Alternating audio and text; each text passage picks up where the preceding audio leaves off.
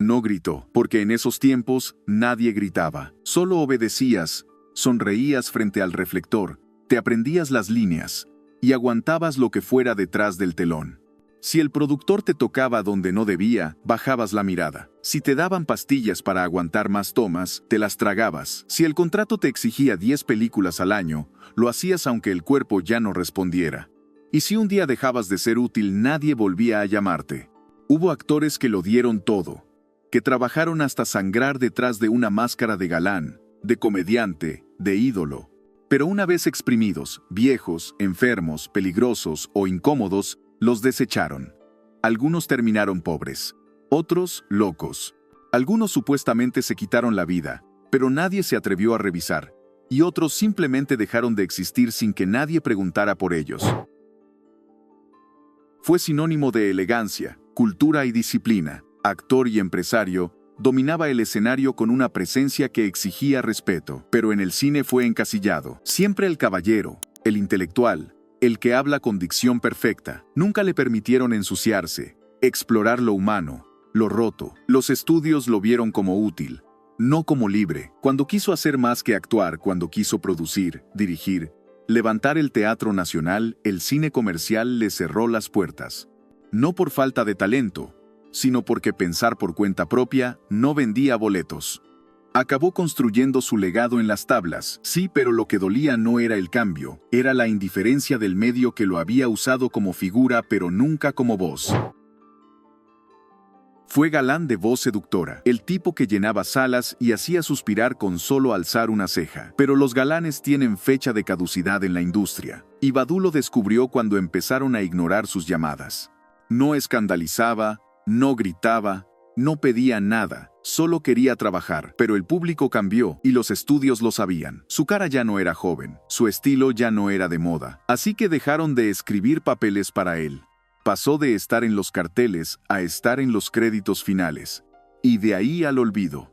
Murió sin escándalos, sin homenajes masivos, sin el ruido que merecía, como si el cine se hubiera avergonzado de que alguna vez fue suyo.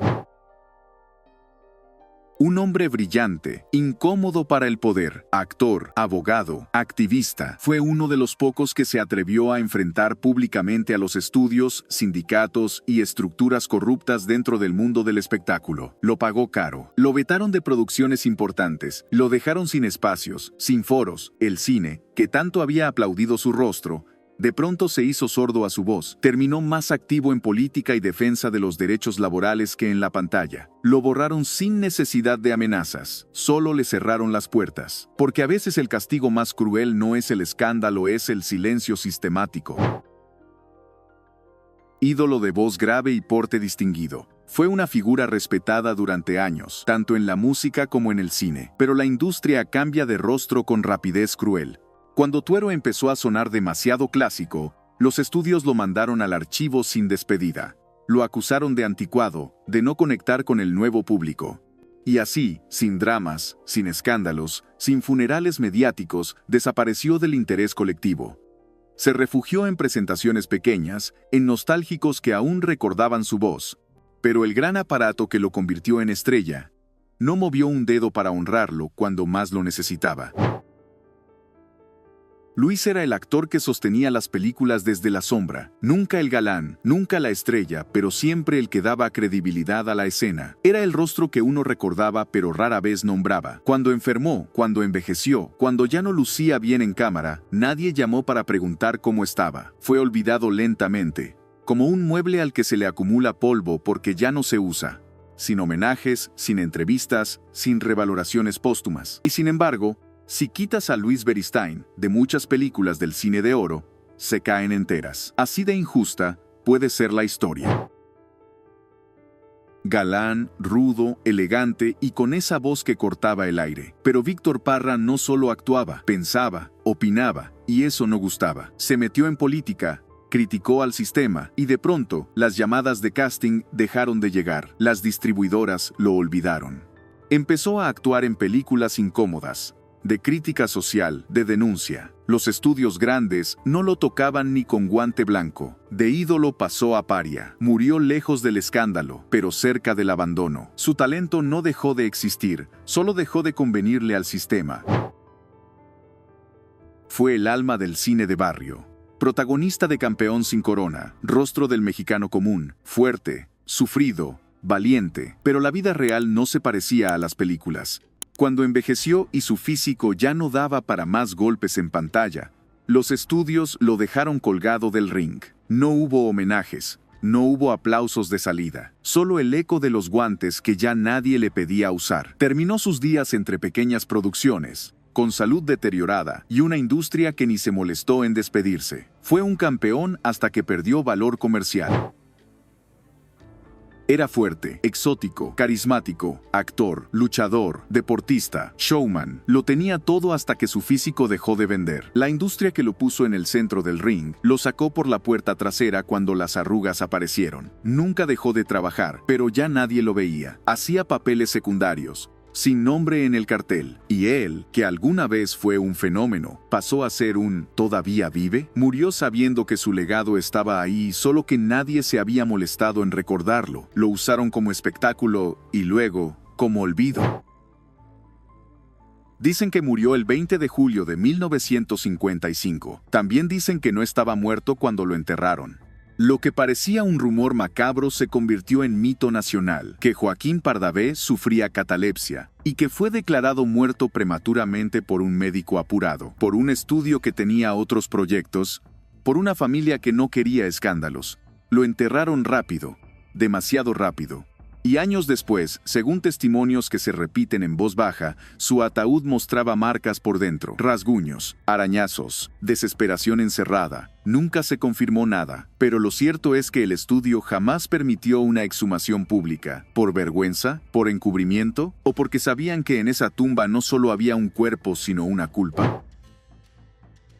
Era galán, sí, tenía voz grave, mirada intensa y un cuerpo que imponía hasta con bata de médico o capa de vampiro. Fue estrella en películas de horror, en dramas de barrio, en todo lo que diera taquilla, pero fuera del set, era un hombre rodeado de deudas, rumores, amantes y enemigos silenciosos.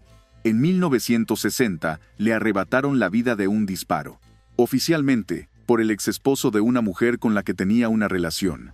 Extraoficialmente hay quienes hablan de una jugada para sacarlo del camino. Él ya no era rentable. Se quejaba de malos contratos. Había amenazado con hablar. El disparo fue pasional, pero su carrera ya estaba muerta antes del balazo, y nadie en el estudio mandó flores. Hizo reír a generaciones, siempre en papeles secundarios, siempre el tonto noble, el amigo gracioso, el alivio cómico. Pero detrás de esas carcajadas vivía un hombre que quería más y no se lo dieron nunca.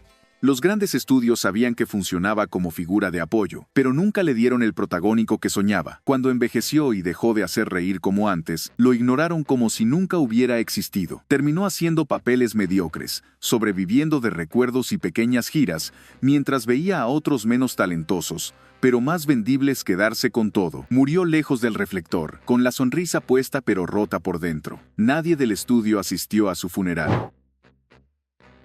Ídolo continental, actor de temple y voz que cortaba el aire. Hizo historia en México, en Estados Unidos y en Europa. Pero cuando rodó The Conqueror junto a John Wayne, lo hizo en un desierto contaminado por pruebas nucleares. El estudio sabía, el gobierno también. Años después, empezó la maldición, cáncer tras cáncer. Decenas de actores y técnicos se enfermaron. Pedro también, pero no dejó de filmar. No le dieron tiempo. Mientras su cuerpo se deshacía por dentro, el estudio le exigía terminar su última película. Cuando ya no pudo más, él mismo apretó el gatillo.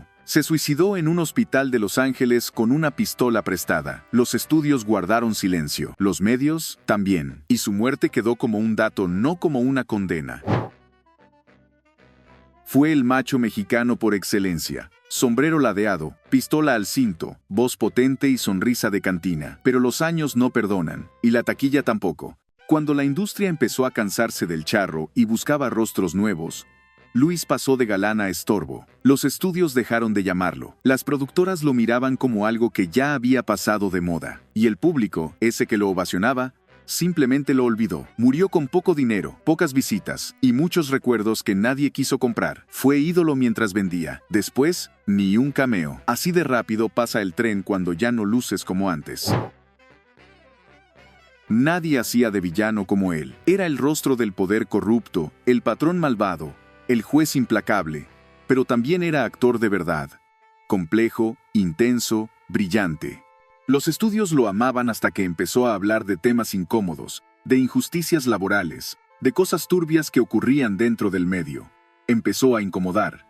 Y poco a poco, lo fueron borrando de los créditos grandes. Lo relegaron al cine barato, a producciones sin distribución. Empezó a deteriorarse. Salud mental frágil, aislamiento, olvido. Lo usaron como ícono del mal y lo descartaron cuando dejó de portarse bien. El mismo rostro que hacía temblar al público murió mirando una pared vacía.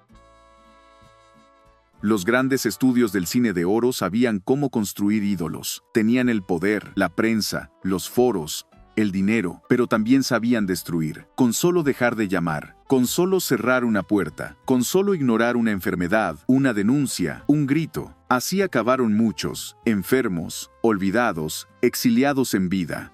Y mientras el público aplaudía, lloraba, reía, nadie miraba lo que pasaba detrás del telón. Esa parte que no estaba escrita en el guión, donde la fama tenía fecha de caducidad y la dignidad, precio. Hoy recordamos a esos hombres no solo por sus papeles, sino por cómo los usaron. Porque el cine los volvió eternos, pero los estudios los trataron como temporales. ¿Y tú? Cuando vuelvas a ver una película del cine de oro, ¿vas a mirar solo la actuación?